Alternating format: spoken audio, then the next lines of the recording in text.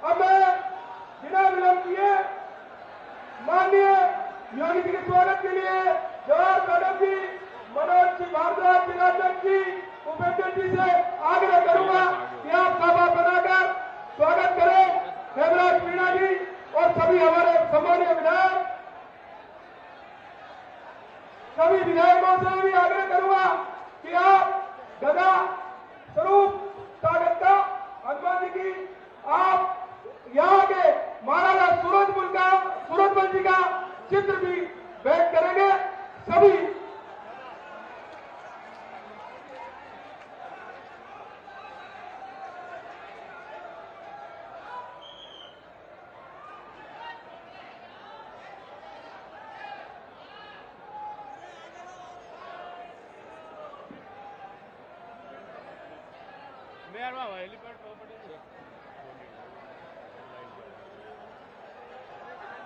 अभिनंदन करें रामस्वरूप जी बच्चे। भारत माता की, भारत माता की। नरेंद्र मोदी जिंदाबाद, नरेंद्र मोदी जिंदाबाद, भजनलाल शर्मा जिंदाबाद, योगी महाराज जी जिंदाबाद, योगी महाराज जी जिंदाबाद। आज भरतपुर लोकसभा क्षेत्र के इस हलैना ग्राम में हमारे देश के ही नहीं पूरे भारतवर्ष के यशस्वी मुख्यमंत्री योगी आदित्यनाथ जी महाराज आज आपके बीच में पधारे हैं।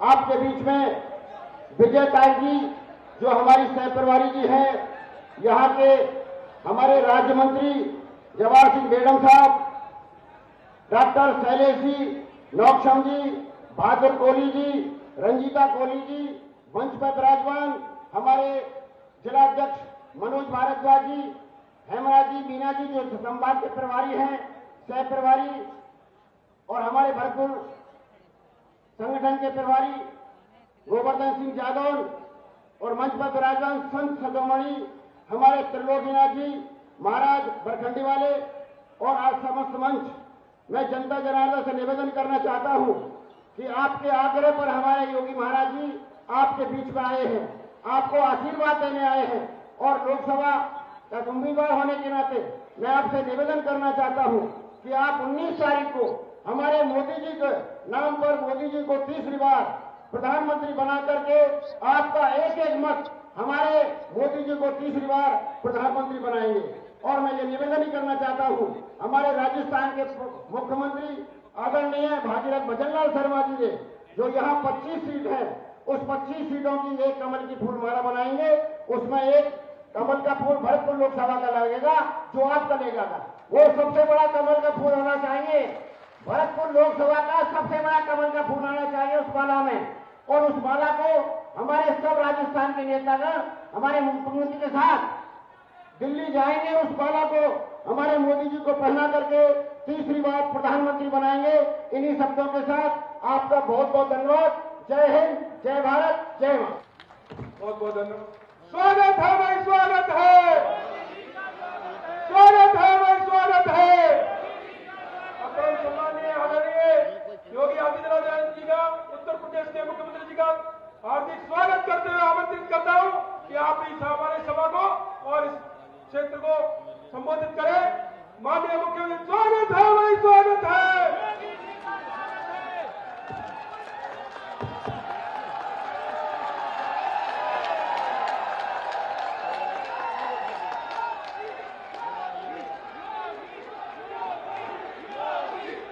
भारत माता की, भारत माता की, भारत माता की। वंदे वंदे वंदे।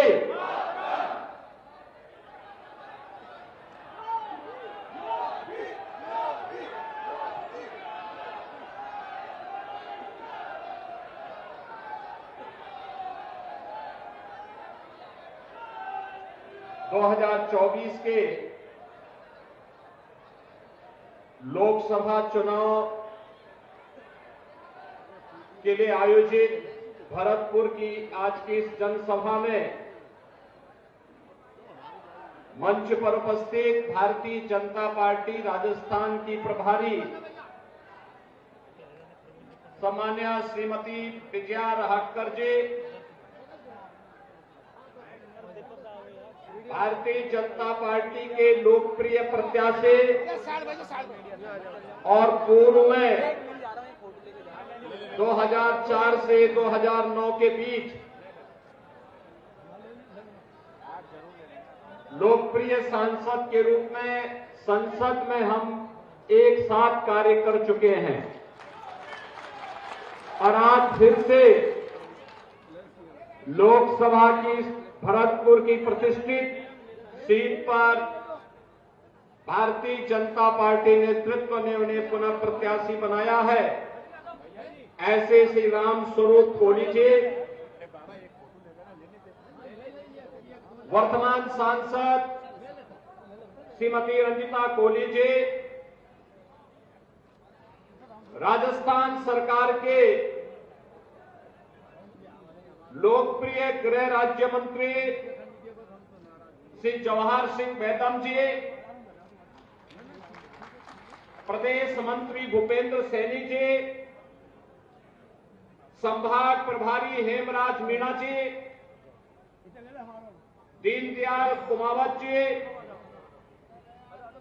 भारतीय जनता पार्टी के जिला के अध्यक्ष श्री मनोज भारद्वाज जी, डॉक्टर शैलेश सिंह जी, गोवर्धन सिंह जादौन जी, मान्य विधायकगण श्री बहादुर सिंह जी, सुशील रोशन चौधरी जी, श्रीमती रितु बनावत जी, श्री रमेश खींची जी, महंत बलबीर दास जी,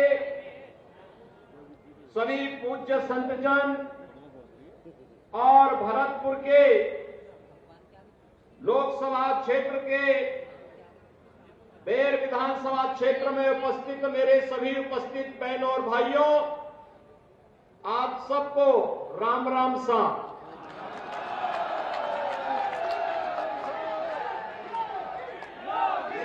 देवनारायण भगवान की इस पावन धरा को नमन करते हुए मुगलों के छक्के छुड़ाने वाले महाराज सूरजमल की स्मृतियों को भी मैं नमन करता हूं और आपका अभिनंदन करता हूं।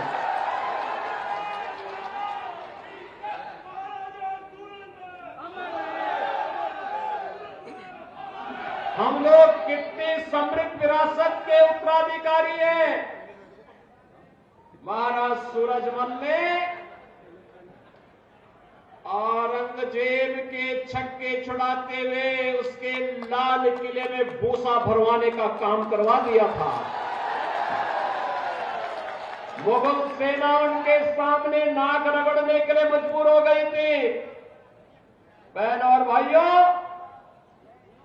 और समृद्ध और पराक्रमी परंपरा का जो वारिस हो, वह किसी विभाजनकारी राजनीति को कभी भी प्रश्रय नहीं दे सकता, विभाजित नहीं हो सकता। और ये नए भारत का जो हम दर्शन कर रहे हैं, आप देख रहे होंगे, एक तरफ महाराजा सूरजमल की समृद्ध विरासत और दूसरी तरफ स्वतंत्र भारत में आपने देखा होगा कि पहली बार किसानों के मसीहा पूर्व प्रधानमंत्री चौधरी चरण सिंह जी को भारत रत्न देकर के प्रधानमंत्री मोदी जी ने सम्मान दिया है। भारत का सर्वोच्च नागरिक सम्मान दिया है।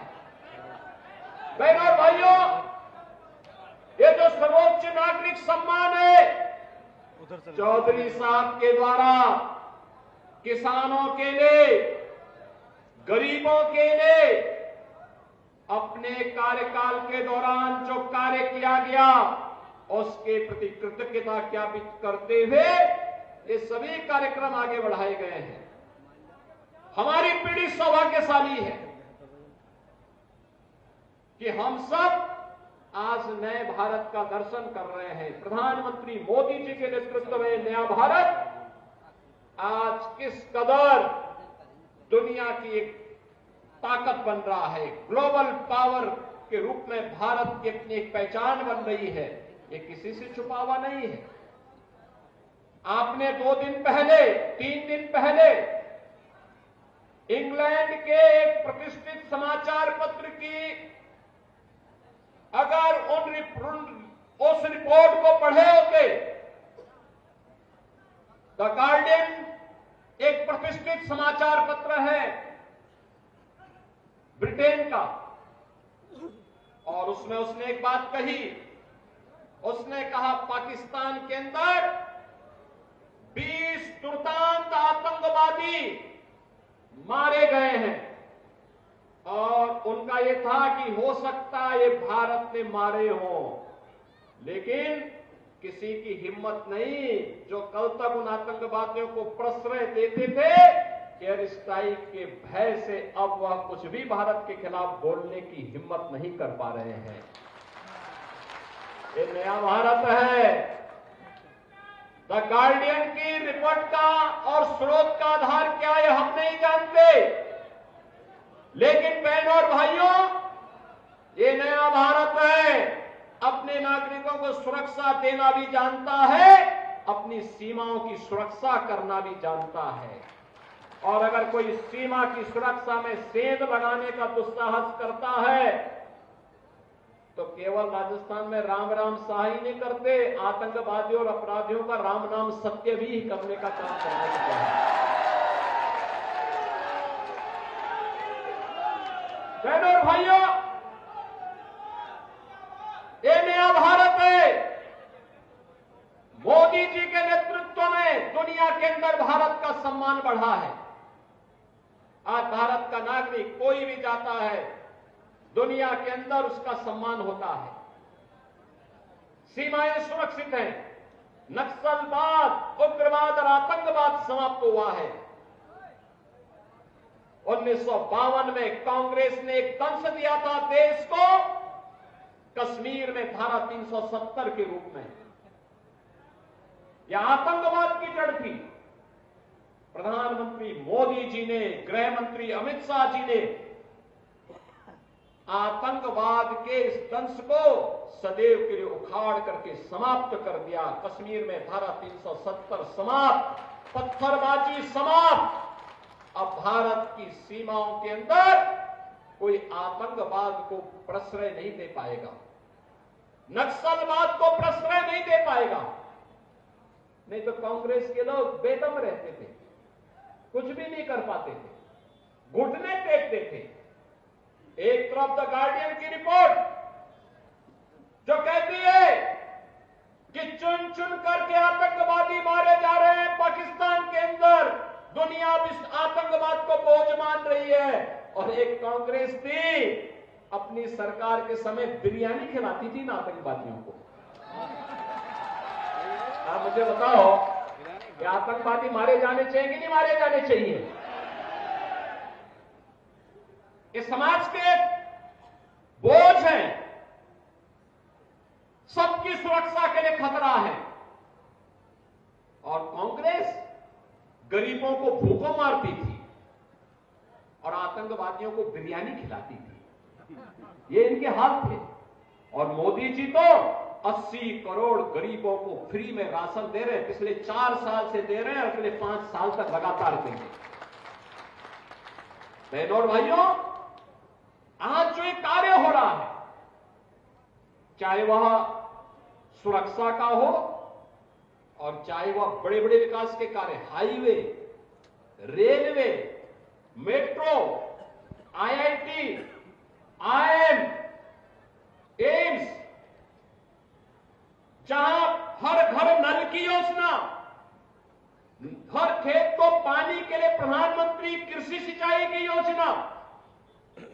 अभी यहां पे विजया जी बोल रही थी और जवाहर सिंह जी भी बोल रहे थे कि सिंचाई की योजना के लिए यहां के माननीय मुख्यमंत्री जी ने धनराशि स्वीकृत की है। बहनों और भाइयों, कोई राज्य सरकार अपने दम पर अकेले नहीं कर सकती थी अगर प्रधानमंत्री कृषि सिंचाई की योजना नहीं होती तो। ये डबल इंजन की सरकार का लाभ राजस्थान को आज प्राप्त हो रहा है। और इसीलिए क्योंकि मुख्यमंत्री के रूप में मैं पिछले 7 वर्षों से उत्तर प्रदेश में काम कर रहा हूं, पार्टी ने मुझे अवसर दिया है, मैं जानता हूं डबल इंजन की सरकार होगी तो डबल नहीं ट्रिपल स्पीड से हम जनता जनार्दन की सेवा भी कर पाएंगे, सुरक्षा भी दे पाएंगे। और आज ये कार्य हम लोग कर पा रहे हैं। लेकिन कांग्रेस के समय न नीति थी, न नेता थे, न निर्णय हो पाते थे, न नियति साफ थी। विकास के बड़े बड़े कार्य और गरीब कल्याण की तो कोई सानी नहीं। 80 करोड़ गरीबों को फ्री में राशन, 60 करोड़ गरीबों को 5 लाख रुपए की स्वास्थ्य बीमा का कवर। बहनों और भाइयों, 12 करोड़ अन्नदाता किसानों को प्रधानमंत्री किसान सम्मान निधि का लाभ। यहां केवल राम मंदिर ही नहीं बना है, 4 करोड़ गरीबों के घर भी बने हैं। यह भी हमें नहीं भूलना चाहिए। 2.5 करोड़ गरीबों के घर में फ्री में बिजली के कनेक्शन दिए गए हैं और 10 करोड़ गरीबों को फ्री में उज्ज्वला योजना के कनेक्शन भी मिले हैं। 12 करोड़ गरीबों के घर में एक शौचालय भी बना है। नौजवानों के लिए स्टार्टअप और स्टैंडअप की योजना है, उनके रोजगार की योजनाएं, पीएम विश्वकर्मा रोडीओपी की योजनाएं, ये सभी भारतीय जनता पार्टी की सरकार की देन है। और सुरक्षा भी है, समृद्धि भी है, विकास भी है, आजीविका भी है, तो आस्था का सम्मान भी है। मैं पूछना चाहता हूं, क्या अयोध्या में राम मंदिर का निर्माण एक कांग्रेस के लोग करा पाते क्या? ये तो बोलते थे राम हुए ही नहीं, ये बोलते हैं राम हुए ही नहीं। भगवान कृष्ण के बारे में भी आप मुझे बताओ, भरतपुर के लोग यहां पे हैं, ब्रिजमंडल का भाग है, बगल में मथुरा है, वृंदावन है, बरसाना है, गोकुल है, नंदगांव है, गोवर्धन है, ये कहते हैं कृष्ण हुए ही नहीं।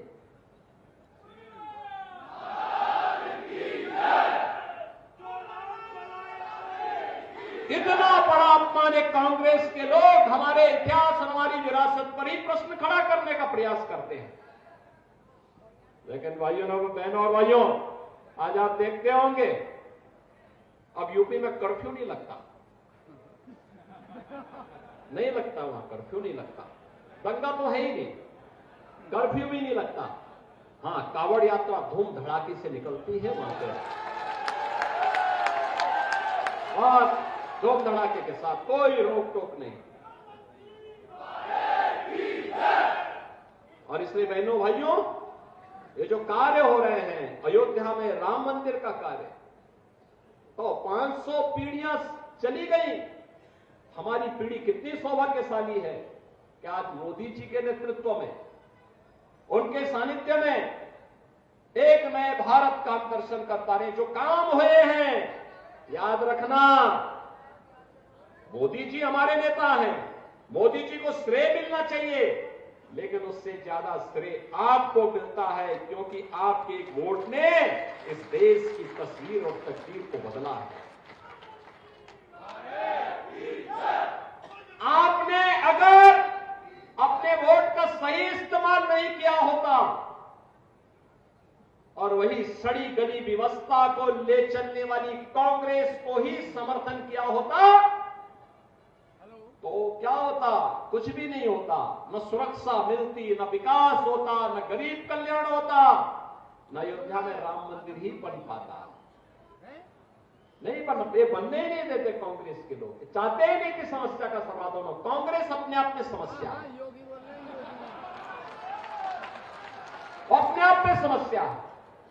और इसलिए बहनों भाइयों, मैं आया हूं आप सबसे अपील करने के लिए, आपका एक वोट अयोध्या में राम मंदिर का निर्माण भी करता है, आपका इंफ्रास्ट्रक्चर भी बेहतर करता है, आपका आपको सुरक्षा भी प्रदान करता है, देश की सीमाओं को सुरक्षा भी प्रदान करता है। आपने मोदी जी के पहले किसी प्रधानमंत्री को बॉर्डर क्षेत्र में सैनिकों के साथ दीपावली मनाते हुए देखा है क्या? होली मनाते हुए देखा है क्या?